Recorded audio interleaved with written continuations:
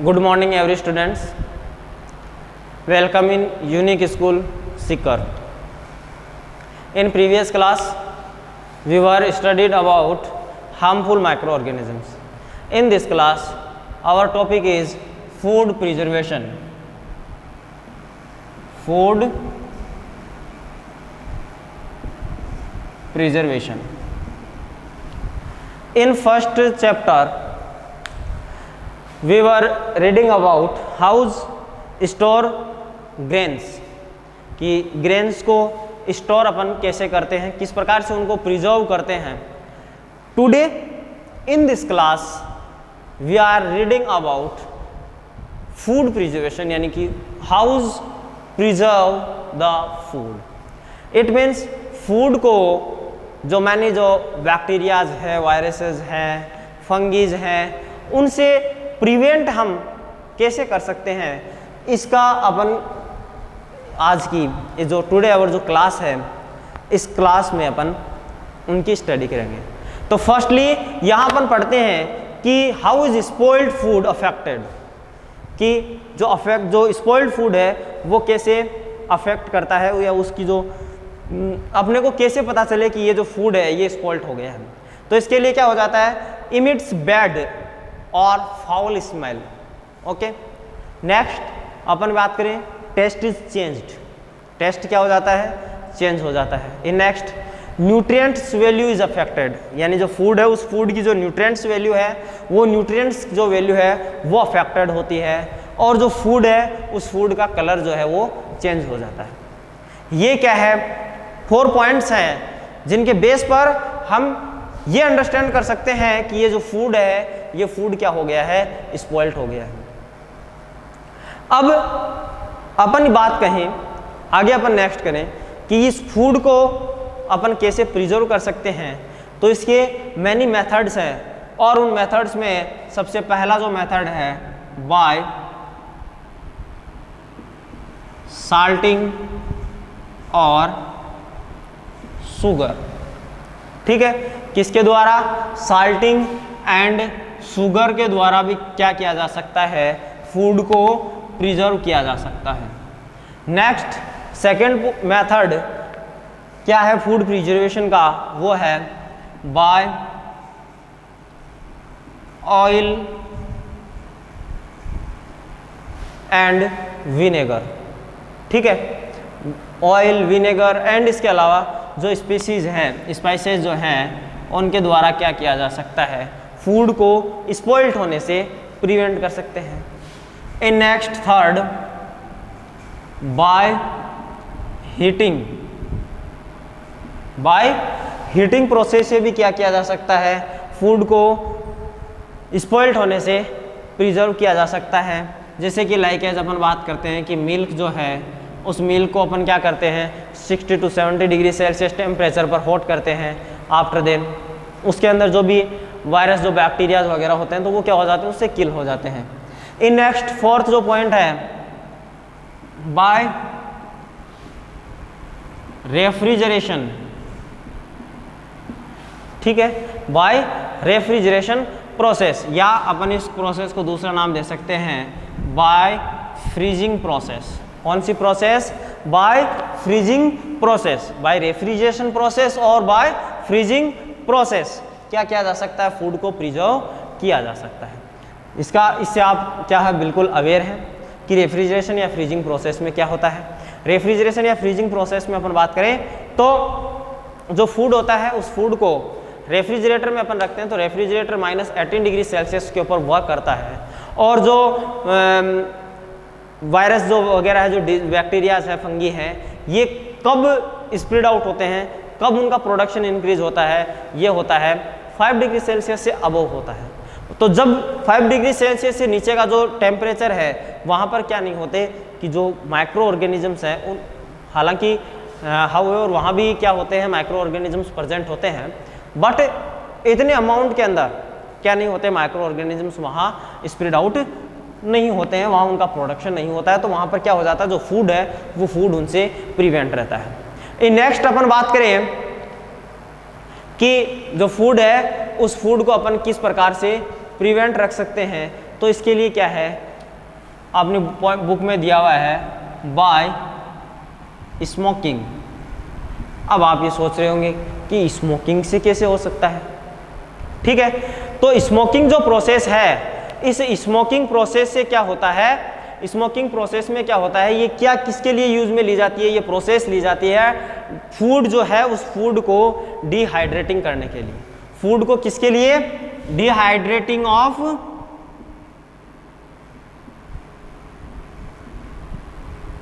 Food, किसके लिए use में लिया जाता है इसको, dehydrating of food.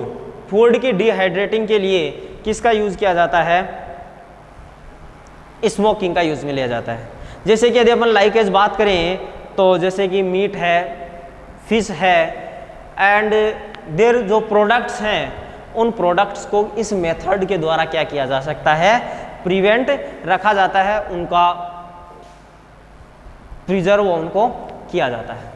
In next अपन बात करें बाय सन डाइंग, क्या कर किसके द्वारा, बाय सन ड्राइंग, ओके। जैसे कि अपन बात करें कि जैसे एक चपाती है, ठीक है, उस चपाती को जब तक वो कब उसके ऊपर प्रोसेस हो सकती है, देन वो क्या हो, मॉइस्चर हो, उसके अंदर नमी मॉइस्चर प्रेजेंट हो। बट यदि उसके अंदर क्या नहीं हो, मॉइस्चर नहीं हो, उसको अपन ने सन की प्रेजेंस में यदि अपन ने उसको रख दिया, कीप कर दिया, तो वो जो चपाती है वो चपाती क्या हो जाएगी, ड्राई हो जाएगी। और जो ड्राई जो फूड है, उस ड्राई फूड के ऊपर जो बैक्टीरियाज है, फंगी वगैरह है, ये क्या नहीं करते, प्रोसेस नहीं करते या रिएक्शन जो है वो नहीं करते, ओके। इसके अलावा जो अपन बात करें लाइकेज स्पिनिच जो है या जो मेथी जो लीव्स है, ये भी किसके द्वारा अपन उसको क्या करते हैं, ड्राई करते हैं, तो वो किसके द्वारा करते हैं, बाय सन के द्वारा, ठीक है। इन नेक्स्ट बाय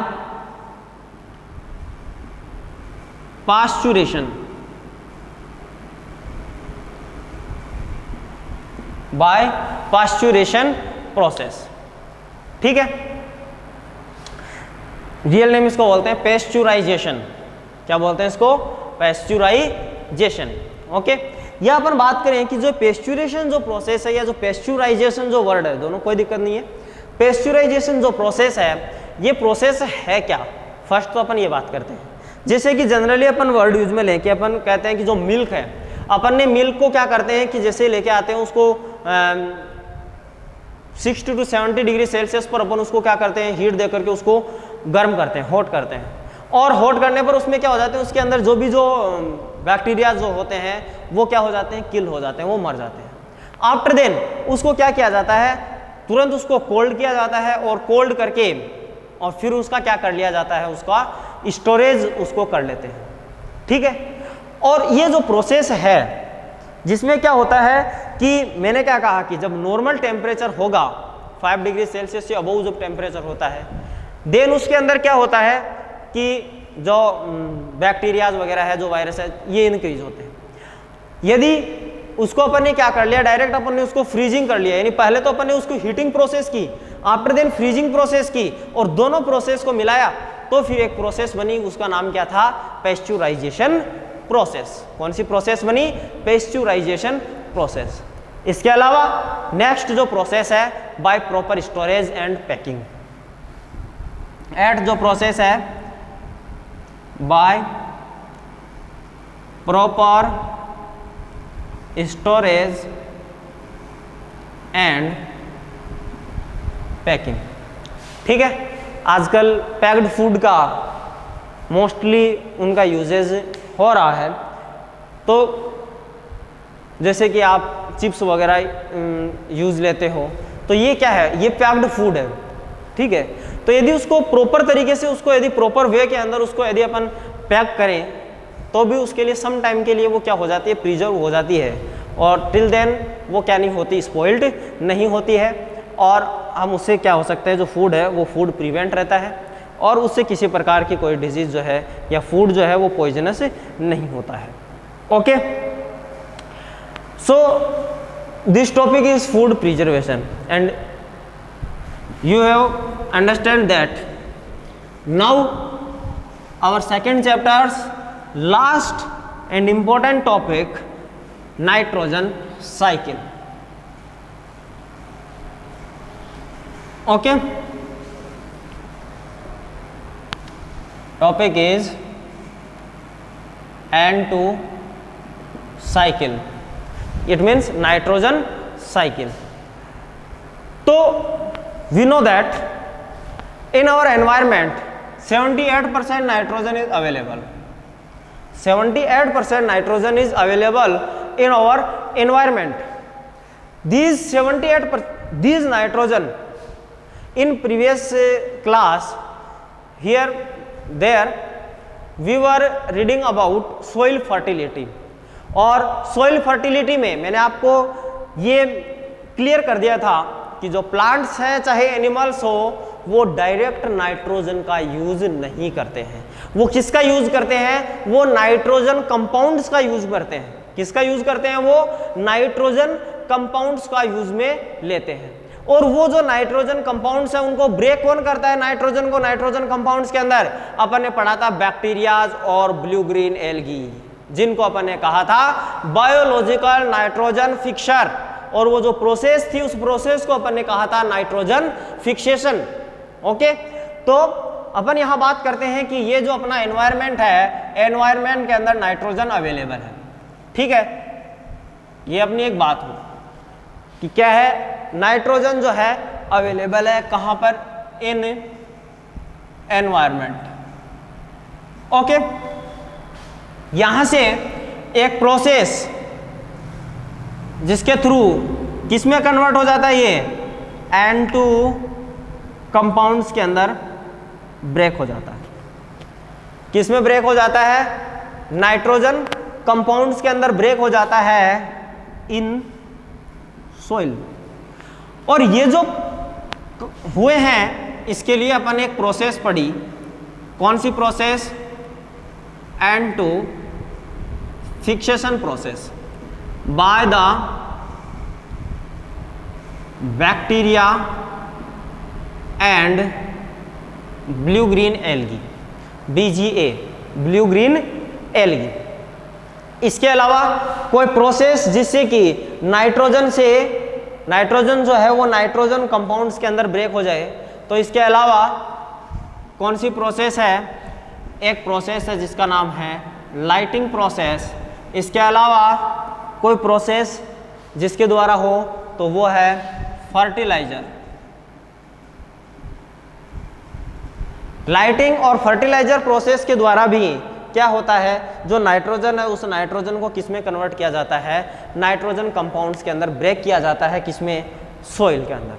ठीक है, जैसे कि अपन बात करें कि हाई टेम्परेचर के ऊपर, जब हाई टेम्परेचर होता है, हाई टेम्परेचर के ऊपर जब लाइटिंग जो है, लाइटनिंग से क्या होगा कि जो नाइट्रोजन है वो नाइट्रोजन जो कंपाउंड्स है वो जो नाइट्रोजन है एयर के अंदर प्रेजेंट, वो किस में कन्वर्ट हो जाती है?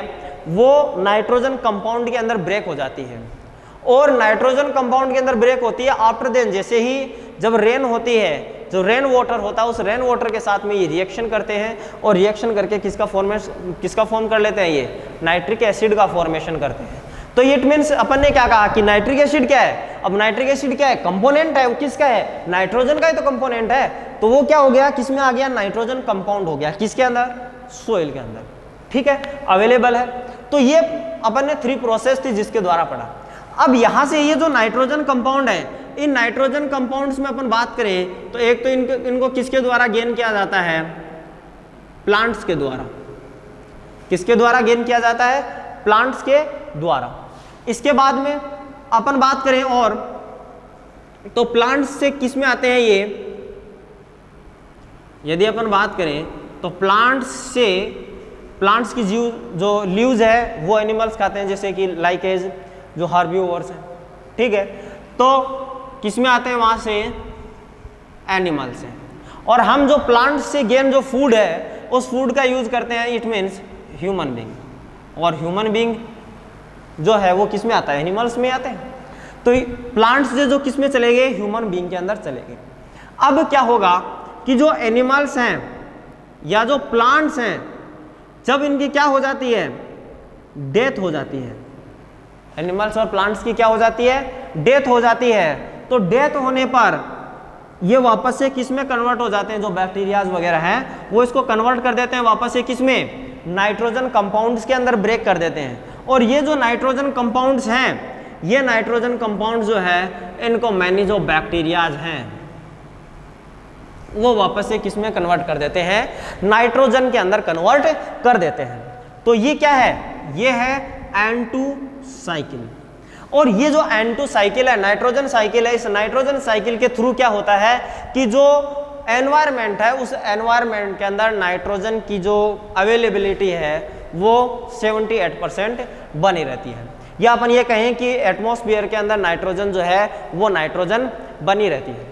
यदि नाइट्रोजन साइकिल ना हो, यदि क्या नहीं हो, नाइट्रोजन साइकिल नहीं हो, नाइट्रोजन साइकिल ना बने तो क्या होगा, एटमॉस्फेयर के अंदर नाइट्रोजन की क्या हो जाएगी, कमी हो जाएगी। और नाइट्रोजन की कमी हो जाएगी देन फिर क्या होगा, प्लांट्स की इजीली ग्रोथ नहीं होगी, ठीक है। एनिमल्स के लिए भी क्या नहीं होगा, वहाँ पर नाइट्रोजन जो है वो अवेलेबल नहीं होगा। तो इस प्रकार के जो नाइट्रोजन जो है अपन ने पढ़ा कि चाहे प्लांट्स हो चाहे एनिमल्स हो, इफ एवर अपन ये कहें कि लिविंग थिंग्स के लिए नाइट्रोजन जो है एक मोस्ट इंपॉर्टेंट कंपोनेंट है, ठीक है। और ये जो बैक्टीरिया जो यहाँ से इसको कन्वर्ट करते हैं वापस से नाइट्रोजन गैस के अंदर, यानी एयर के अंदर जो नाइट्रोजन प्रेजेंट है वो किस फॉर्म में प्रेजेंट है, गैसीय फॉर्म के अंदर प्रेजेंट है। तो ये था अपना नाइट्रोजन साइकिल। अब इस नाइट्रोजन साइकिल के अंदर अपन 2-3 प्रोसेस जो हैं वो अपन और देखते हैं। एक तो यहाँ आती है अमोनिफिकेशन, एक आती है नाइट्रिफिकेशन। अब यहां इनकी बात करते हैं। एक तो अपन ने पढ़ा था नाइट्रोजन फिक्सेशन। अब देखो अमोनिफिकेशन क्या है। अमोनिफिकेशन क्या होता है कि जो बैक्टीरियाज हैं, ये बैक्टीरियाज क्या करते हैं, अमोनिया को किस में कन्वर्ट करते हैं, नाइट्रोजन कंपाउंड के अंदर, या फिर अपन ये कहें कि अमोनिया के जो कंपाउंड्स हैं उस कंपाउंड्स के अंदर उसको ब्रेक कर देते हैं। या अपन ये कहें सॉरी, जो एनिमल का जो वेस्टेज है या जो प्लांट का जो वेस्टेज है, यानी कि ये जो प्रोसेस है या जो एनिमल्स का जो डेथ हो जाती है, या जो एनिमल्स के जो भी वेस्टेज मटेरियल है, जो प्लांट का जो वेस्टेज मटेरियल है, वो wastage material by the ammonification process किसके अंदर कन्वर्ट हो जाता है, अमोनियम कंपाउंड्स के अंदर कन्वर्ट हो जाता है। किसमें कन्वर्ट हो जाता है, animal wastage converted into, animal wastage और plant wastage converted into ammonium compounds. और ये जो प्रोसेस है, इस प्रोसेस को क्या बोलते हैं, एमोनिफिकेशन प्रोसेस कहते हैं, ठीक है। इसी प्रकार नाइट्रिफिकेशन प्रोसेस है। तो ये जो नाइट्रिफिकेशन प्रोसेस है, इस नाइट्रिफिकेशन प्रोसेस के अंदर क्या होता है कि ये क्या करती है कि जो भी डेड जो एनिमल्स होते हैं, या पर अपन कहें कि जो अमोनिया है, अमोनियम कंपाउंड्स बन गए। अब जो अमोनिया है, इस अमोनिया को नाइट्रोजन कंपाउंड्स या अपन कहें कि नाइट्रेट्स के अंदर कन्वर्ट करते हैं। तो ये जो प्रोसेस है, इस प्रोसेस को क्या बोलते हैं, नाइट्रिफिकेशन कहते हैं। इस प्रोसेस को क्या कहा जाता है, नाइट्रिफिकेशन। तो यहाँ अपन ने पढ़ा, एक तो डिकाई बैक्टीरिया यानी अमोनिफिकेशन प्रोसेस पढ़ी, इसके अलावा अपन ने नाइट्रीफाइंग बैक्टीरिया नाइट्रिफिकेशन प्रोसेस पढ़ी, इसके अलावा अपन ने nitrogen fixing bacteria nitrogen fixation process पढ़ी, इसके अलावा अपन ने पढ़ी लाइटिंग प्रोसेस, ठीक है। तो ये 4 इंपॉर्टेंट प्रोसेस जो थी, जो अपनी बुक के अंदर दी हुई है, किसके लिए, नाइट्रोजन साइकिल के लिए, ओके। तो today our second chapter is complete. This second chapter's question answers you have self complete in your notebook, okay. If any doubt you can comment on this video. I have solved your doubt in next class, okay. So Thanks till then, and thanks for watching this video.